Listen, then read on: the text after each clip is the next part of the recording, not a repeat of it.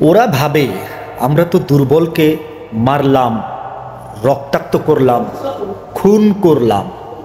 কই, আল্লাহ তো আমার হাত পচিয়ে দিচ্ছে না, আমার ক্ষমতা কেড়ে নিচ্ছে না। কিন্তু ওরা কি জানে আল্লাহ তাআলা বড় বিজ্ঞ এবং বড় ক্ষমতাশীল। তিনি তাড়াহুড়া করে কিছুই করেন না। সূরা লাহাবের ৭-৮ বছর পরে আবু লাহাবের যে পরিণত হয়েছিল তা কিন্তু তাৎক্ষণিকভাবে হয়নি।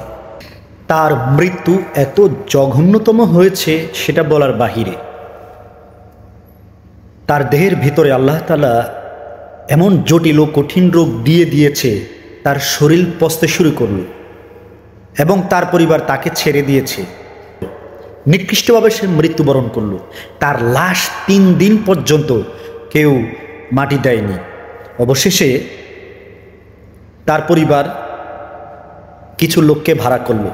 তারা বড় বড় লাঠির সাহায্যে, দেখুন তার করুণ পরিণতি, তাকে কেউ স্পর্শ করেনি, বড় বড় লাঠির সাহায্যে গর্ত খুদে তাকে পুঁতে ফেলা হলো।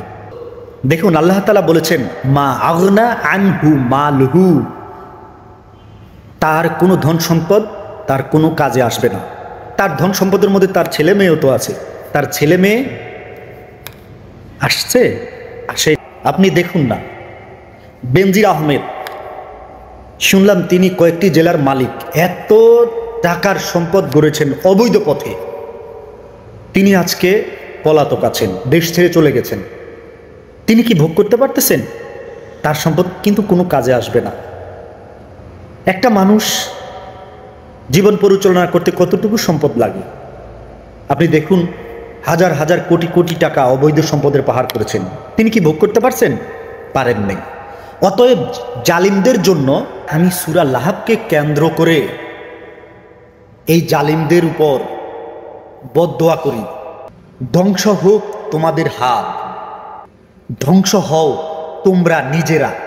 তোমাদের অর্থ সম্পদ কোনো কাজে আসবে না। অচিরেই তোমাদের দগ্ধ করা হবে লিলিহান শিখা বিশিষ্ট অগ্নিকুণ্ডলী।